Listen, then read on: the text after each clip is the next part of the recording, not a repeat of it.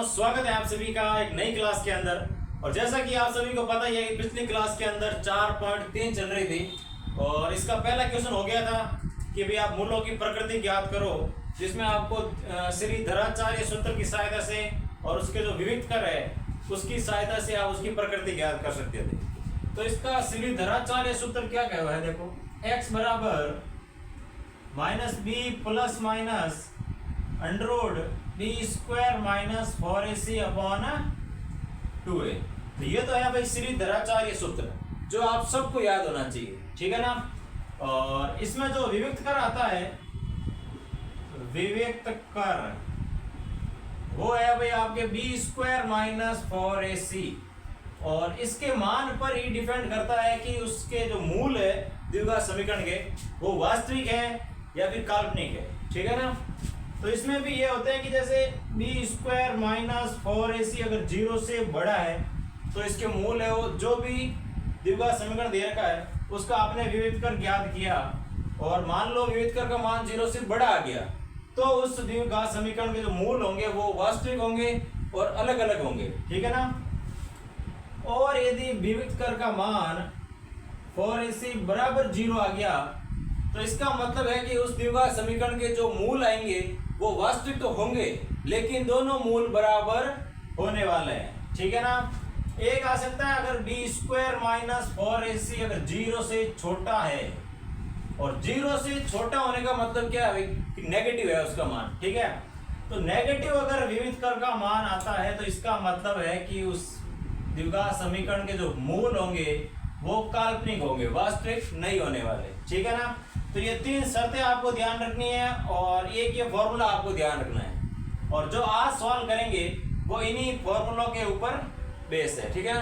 क्योंकि पहले आप करते थे कि भाई मूलों की प्रकृति ज्ञात करो, तो ये याद करते थे कि भाई यहाँ 0 से छोटा है तो इसका मतलब है काल्पनिक होगा, 0 से बड़ा है इसका मतलब वास्तविक होगा और भिन्न भिन्न होगा, और 0 के बराबर है तो 0 के बराबर तो वास्तविक तो होगा लेकिन दोनों बराबर होंगे, ठीक है। वही आज यहाँ पे करना है कि आप क्वेश्चन दिया हुआ है कि निम्न द्विघात समीकरण में k का मान ज्ञात करो कि उनके दोनों मूल बराबर हो जाए। अब आप समझ गए होंगे, दोनों मूल क्या हो जाए, बराबर हो जाए। तो दोनों मूल बराबर होने के लिए क्या चाहिए भाई, विविधकर का जो मान है वो 0 के बराबर होना चाहिए, और इसमें आपको k का मान भी ज्ञात करना है। चलो फिर करते हैं k का मान।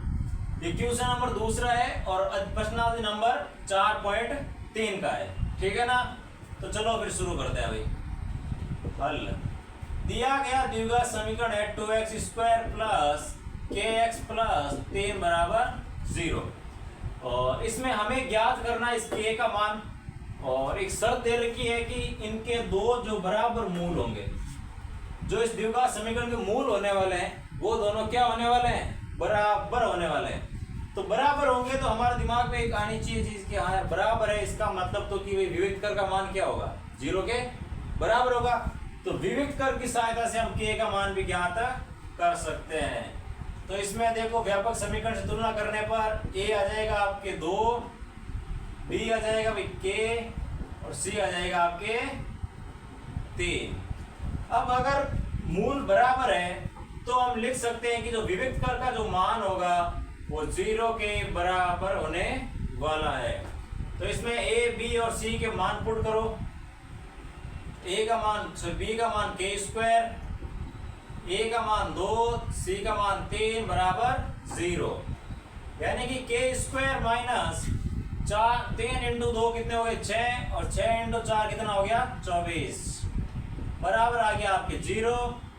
24 को मैंने समीकरण के दूसरी ओर भेज दिया तो ये हो गया प्लस का 24, और दोनों तरफ मैं अंडर रूट करूंगा तो k स्क्वायर का तो स्क्वायर हट जाएगा और अंडर रूट भी हट जाएगा, लेकिन 24 के ऊपर अंडर रूट लग जाएगा। दोनों तरफ रूट करने पर आपको मिला है k बराबर अंडर रूट में 24।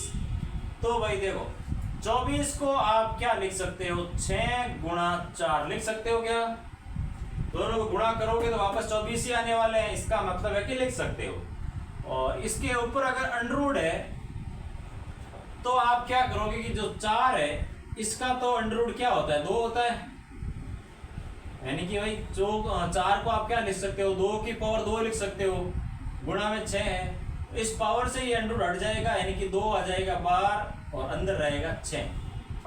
तो फाइनली आपको जो आंसर मिलने वाला है के का मान प्लस माइनस 2√6 मिलने वाला है भाई, ठीक है ना। यानी कि अगर के का मान अगर आप ये रखते हो तो आपके जो इस समीकरण के या द्विघात समीकरण के जो मूल होंगे वो दोनों मूल बराबर होने वाले हैं। तो इस प्रकार आप विविध कर की सहायता से के का मान भी ज्ञात कर सकते हो, ठीक है। चलो बढ़ते हैं पॉइंट नंबर 2 की ओर।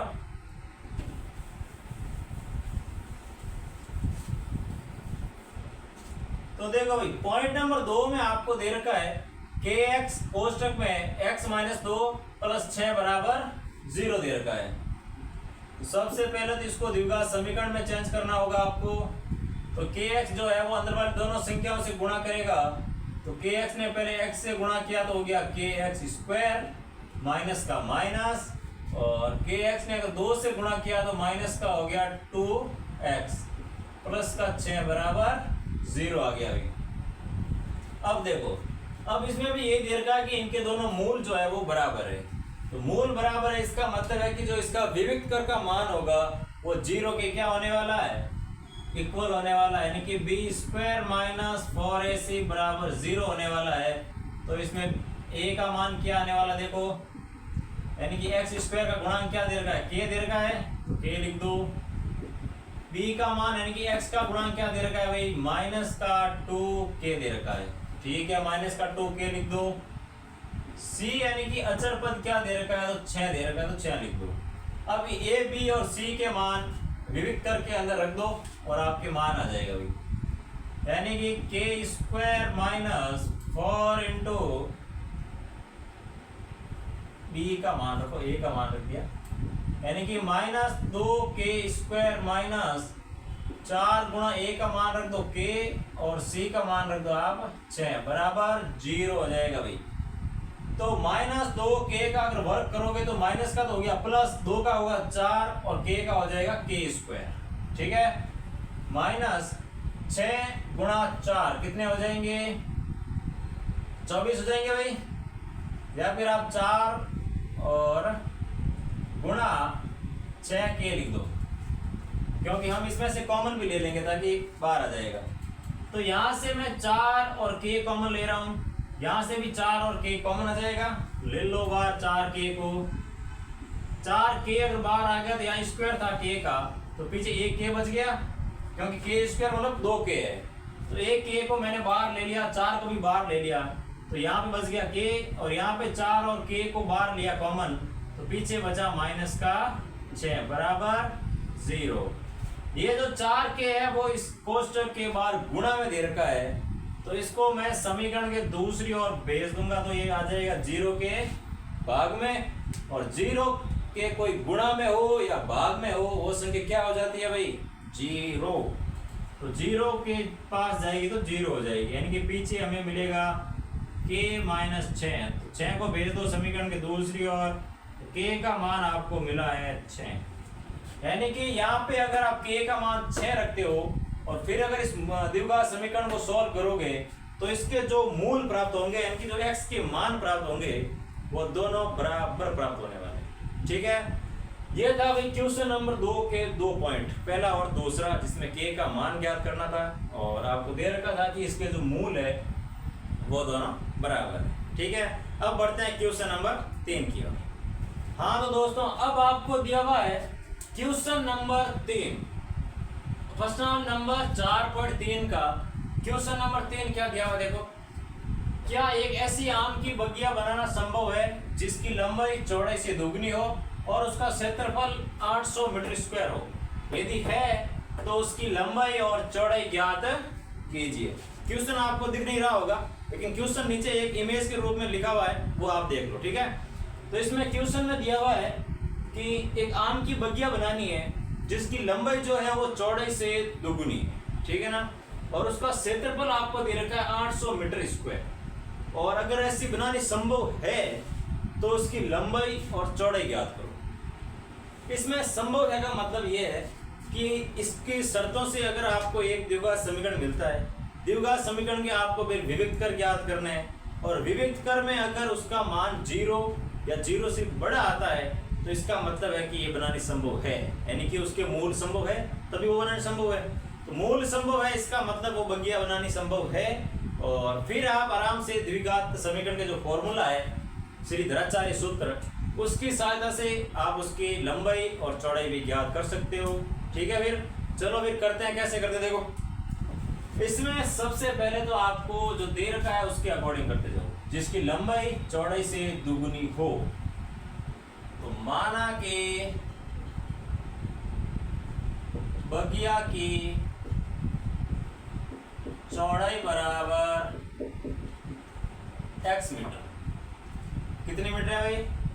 चौड़ाई अगर x मीटर है तो उसकी लंबाई क्या हो जाएगी? चौड़ाई से दुगनी हो जाएगी, यानी कि 2x।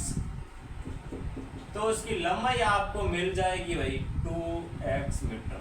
ठीक है, और फिर ये बोल रहा है कि उसका क्षेत्रफल है वो 800 मीटर स्क्वायर हो, यानी कि उसका क्षेत्रफल कितना आ रहा है? 800 मीटर स्क्वायर। तो क्षेत्रफल क्या होता है भाई? आप जानते हो, कोई भी आयताकार अगर कोई ग्राउंड है या आयताकार कोई क्षेत्र है तो उसका क्षेत्रफल क्या होता है? लंबाई गुणा चौड़ाई होता है। ये तो बहुत जनरल फॉर्मूला है भाई। तो क्षेत्रफल बराबर लंबाई गुणा चौड़ाई। क्षेत्रफल आपको दे रखा 800 मीटर, रख दो 800 मीटर बराबर लंबाई का मान रख दो आप 2x, चौड़ाई का मान रख दो आप x। ठीक है ना। अब इसको अगर आप गुणा करोगे तो 2x स्क्वायर बराबर 800 मिलने वाले हैं आपको। तो 2x स्क्वायर बराबर 800 मिला है। तो इसमें आपको देखते ही लग रहा है कि अगर आप इसमें विवेक कर ज्ञात करोगे तो d square minus 4ac, b का मान इसमें क्या है भाई? b का मान इसमें क्या आ रहा है? 0 आ रहा है। तो b को रख दो 0। चलो पूरा इसको करते हैं फिर। 2x स्क्वायर माइनस 800 बराबर 0। या फिर आप ऐसा करो, ये जो गुणा में 2 दे रखा है इसको भेज दो इस तरफ भाग में, तो ये 2 से डिवाइड हो जाएगा तो 800 का आधा कितना हो जाएगा? 400 हो जाएगा, यानी कि x स्क्वायर बराबर हो जाएगा 400, और 400 को भेज दो इस तरफ ताकि बन जाएगा एक आपके द्विघात समीकरण। ये लो भाई, x की पावर 2 है, इसका मतलब द्विघात समीकरण है, और bx इसमें शामिल नहीं है, इसका मतलब b 0 है। ठीक है ना। तो अब आप इसका विवेक कर ज्ञात कर सकते हैं। तो इसमें a आ जाएगा x स्क्वायर का गुणांक, यानी कि 1। b जो होता है वो x का गुणांक होता है, लेकिन इसमें x है नहीं, तो इसका मतलब कह सकते हैं कि b हो जाएगा 0। और c जो होता है वो है अभी अचर पद, तो इसमें अचर पद दे रखा है आपको 400, यानी कि माइनस के 400। अब इसमें आप ज्ञात कर लो विवेक कर b square minus 4ac, b का मान रख दो 0, माइनस का माइनस, 4 का 4, a के स्थान पर 1, और c के स्थान पर रख दो माइनस के 400। तो माइनस और ये माइनस गुणा होगा तो क्या हो जाएगा? प्लस हो जाएगा। और 4 गुणा 400 कितने हो जाएंगे? 4 जो 16, यानी कि 1600 हो जाएंगे भाई, जो कि क्या है? 0 से बड़े। ठीक है, तो प्लस के 1600 0 से बड़े हैं, इसका मतलब हम कह सकते हैं कि जो ये बगिया बनाना है वो संभव है, आप बना सकते हो आराम से। तो इसकी लंबाई और चौड़ाई क्या होगी? यानी कि x का मान ज्ञात करना है। तो इसमें अगर आप श्रीधराचार्य सूत्र लगाते हो तो भी लगा सकते हो, लेकिन अगर यहाँ पे देखोगे तो सीधे ही हो जाएगा। x स्क्वायर माइनस 400 है, तो x स्क्वायर 400 को वापस भेज दो समीकरण के दूसरी ओर, तो माइनस का प्लस हो गया। तो इस तरफ भी अंडररूट करूंगा मैं, तो ये x स्क्वायर था वो हट जाएगा, और 400 का अंडररूट करूंगा तो कितना आ जाएगा? 400 किसका वर्ग है? 20 का वर्ग है, तो 400 का अंडररूट आ जाएगा 20, यानी कि प्लस माइनस 20, यानी कि x का मान आपको मिल गया प्लस माइनस 20। तो इसकी लंबाई आ गई, यानी कि चौड़ाई का मान आ गया आपके पास 20, और लंबाई का मान कितना आ जाएगा भाई? 2x कर दो तो 40 हो जाएगी, 40 मीटर। ठीक है ना, क्योंकि माइनस में कभी लंबाई या कोई भी आप देखोगे कि कोई भी आप किसी की भी भुजा ज्ञात कर रहे हो या किसी की भी लंबाई ज्ञात कर रहे हो तो वो कोई माइनस में नहीं होती है, हमेशा प्लस में ही होती है। इसलिए माइनस वाला 20 देंगे नहीं, प्लस वाले 20 लेंगे, तो x का यानी चौड़ाई का मान आ गया 20 मीटर, और लंबाई का मान जो कि क्वेश्चन में दिया हुआ है कि चौड़ाई से दोगुनी है, तो चौड़ाई से दोगुनी यानी कि 20 का दोगुना 40। ठीक है भाई, इस प्रकार आप आराम से विविध कर की सहायता से पता लगा सकते हो कि जो आपको माप दे रखे हैं उससे जो पूछ रहा है वो संभव है या नहीं है। अगर संभव है तो आराम से ज्ञात कर सकते हो इसके मान। ठीक है, ये था क्वेश्चन नंबर 3। अब बढ़ते हैं क्वेश्चन नंबर 4 की ओर। चलो, क्वेश्चन नंबर 4 आपको दिया हुआ है, क्या निम्न स्थिति संभव है, यदि है तो उनकी आयु ज्ञात करो। तो स्थिति आप क्या दिए, देखो दो मित्रों की आयु का योग है वो 20 वर्ष है, 4 वर्ष पूर्व उनकी आयु का जो गुणनफल था वो 48 था। ठीक है भाई, इसमें क्वेश्चन थोड़ा छोटा लिखे हुए हैं, लेकिन आपको नीचे इमेज लगी हुई देखो, नीचे आ रही होगी एक फोटो, उसमें क्वेश्चन पूरा दिया हुआ है। ठीक है, आराम से देख लो। तो इसमें आपको क्वेश्चन में ये पूछ रहा है कि एक शर्त आपको दे रखी है कि दो मित्रों की जो आयु का योग है वो 20 वर्ष है और 4 वर्ष पूर्व उनकी आयु का गुणनफल जो था वो 48 था। तो अब आपको इन शर्तों की सहायता से एक द्विघात समीकरण प्राप्त करना है और द्विघात समीकरण प्राप्त करने के बाद उनका विविध कर ज्ञात करना है। और विविध कर में अगर उसका मान 0 से बड़ा है या 0 के बराबर है तो हम कह सकते हैं कि हाँ ये स्थिति है वो संभव है। और फिर उनके आयु भी ज्ञात करनी है। ठीक है ना, यानी कि हल भी ज्ञात करना है, मूल भी ज्ञात करना है। तो देखो भाई, सबसे पहले तो आपको यही मानना है कि भाई आयु का योग 20 वर्ष दे रखा है और 4 वर्ष पूर्व उनकी आयु का गुणनफल है 48 दे रखा है। तो सबसे पहले आप ऐसा करो, एक दोस्त की आयु मान लो। माना कि एक दोस्त की आयु बराबर x वर्ष। ठीक है, दोनों की आयु का योग अगर 20 वर्ष है और एक की आयु अगर x वर्ष है तो दूसरी कितनी हो जाएगी, तो योग में से एक ही घटा दो आप। तो दोनों की योग 20 वर्ष है और एक की आयु है वो x वर्ष है, तो दूसरे की हो जाएगी 20 माइनस x वर्ष। तो चलो करो भाई, दूसरे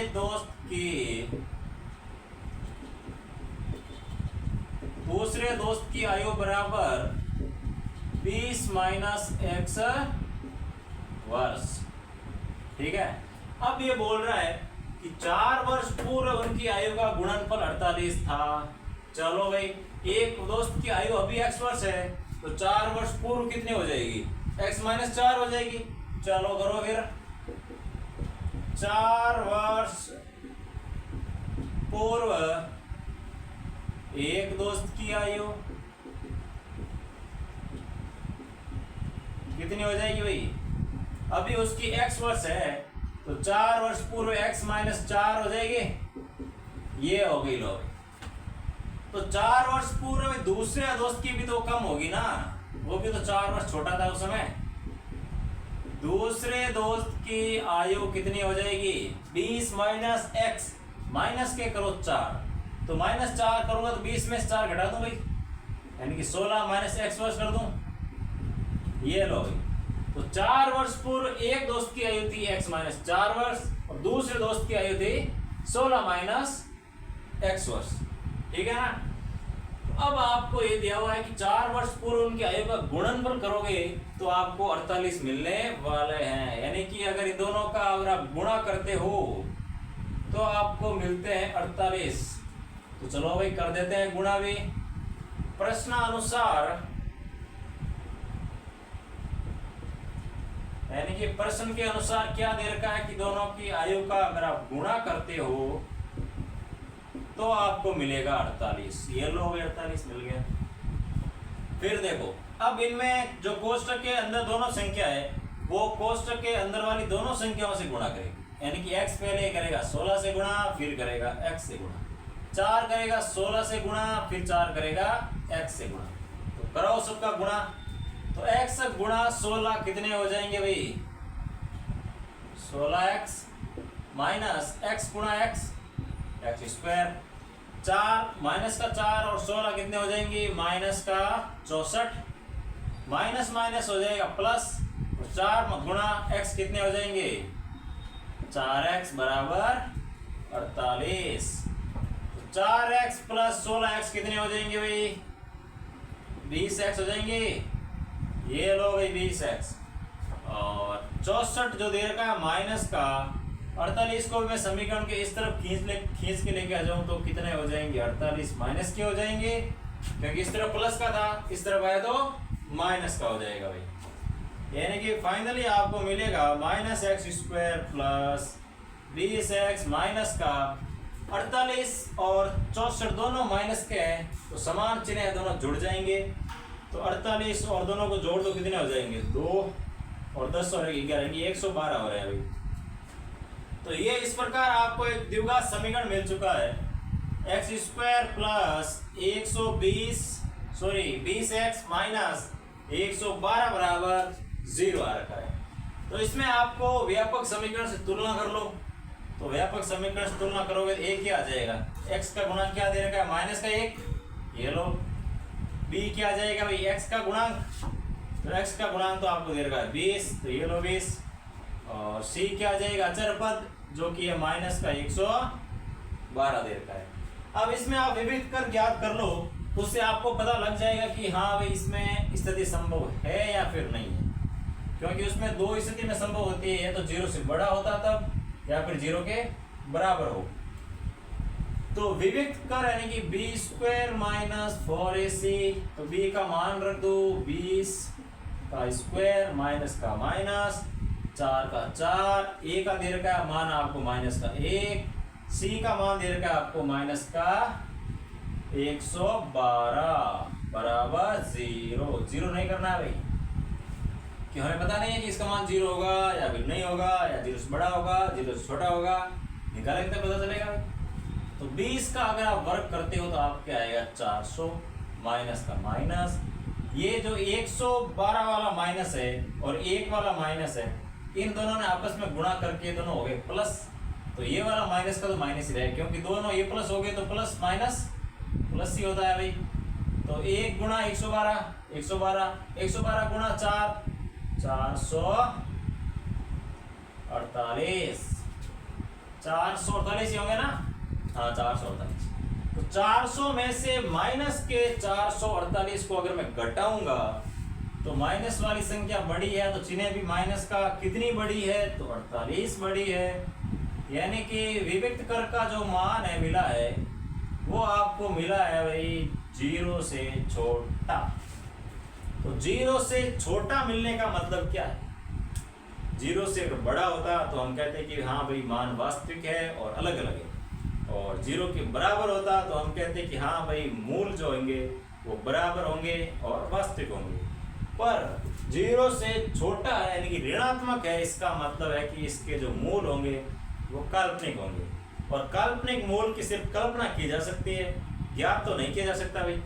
तो इसका मतलब हम कह सकते हैं कि ये जो स्थिति दे रखी है इसमें ये स्थिति संभव ही नहीं है। क्या नहीं है भाई, ये स्थिति संभव नहीं है, असंभव है ये, और असंभव है तो हम इनको ज्ञात भी नहीं कर सकते। तो ये आपको लास्ट में लिखना है, लेकिन इसके लिए पहले आपको इतनी विधि लिखनी पड़ेगी और विविक्त कर का मान भी ज्ञात करना पड़ेगा, ठीक है। फिर बढ़ते हैं क्वेश्चन नंबर 5 की ओर। चलो हाँ, तो भाई क्वेश्चन नंबर 5 आपको दिया हुआ है, क्या परिमाप 80 मीटर और क्षेत्रफल 400 मीटर के एक पार्क को बनाना संभव है, यदि है तो उसकी लंबाई व चौड़ाई ज्ञात कीजिए। यानी आपको दे रखा है कि कोई पार्क है जिसका परिमाप दे रखा है 80 मीटर और क्षेत्रफल दे रखा है आपको 400 मीटर, और पूछा है कि अगर ऐसा पार्क बनाना संभव है तो उसकी लंबाई और चौड़ाई भी ज्ञात करो। यानी कि पहले इन शर्तों की सहायता से आपको एक द्विघात समीकरण ज्ञात करना है, और द्विघात समीकरण के फिर आपको ज्ञात करना है विविक्त कर। अगर विविक्त कर 0 से बड़े हैं या 0 के बराबर है, इसका मतलब है कि ऐसे इस माप का जो पार्क है बनाना संभव है, और फिर उस द्विघात समीकरण के आपको ज्ञात करने हल। चलो फिर करते हैं। तो सबसे पहले तो आपको मान लेना है कि माना कि पार्क की लंबाई, माना कि पार्क की लंबाई बराबर x मीटर, पार्क की चौड़ाई बराबर y मीटर, ठीक है भाई। और परिमाप क्या होता है वो आप सबको पता है कि आयत का अगर परिमाप का फॉर्मूला पूछो तो क्या होगा, 2 कोष्टक लंबाई प्लस चौड़ाई होता है, यानी कि परिमाप बराबर 2 कोष्ठक लंबाई प्लस चौड़ाई।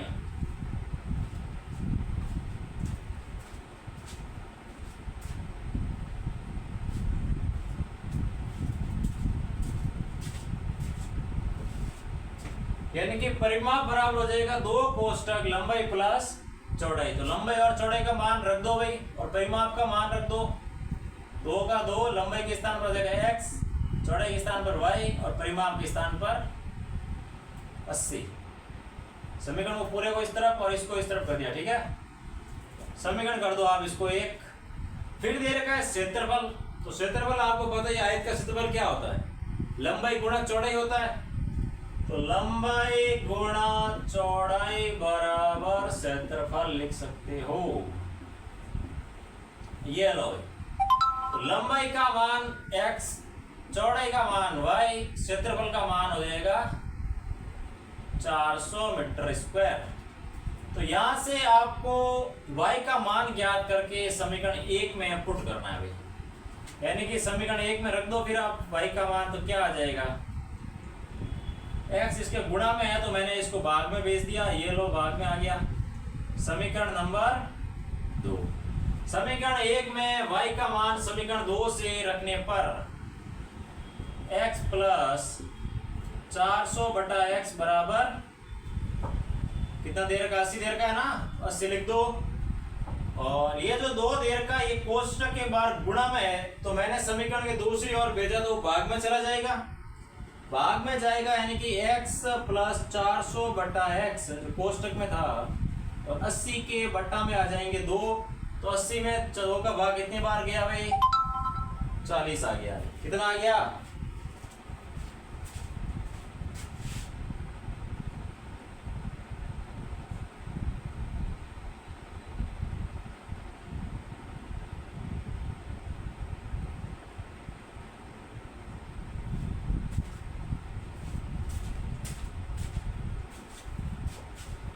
हाँ। तो भाई 2 का भाग देने पर आपको 40 मिल गया, और इस x का इसके नीचे कुछ भी नहीं, इसका मतलब 1 है। तो अब x का लसागु पे ले लो,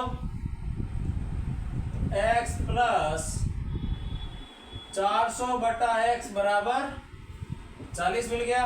इसके नीचे कुछ भी नहीं है, इसका मतलब 1 है।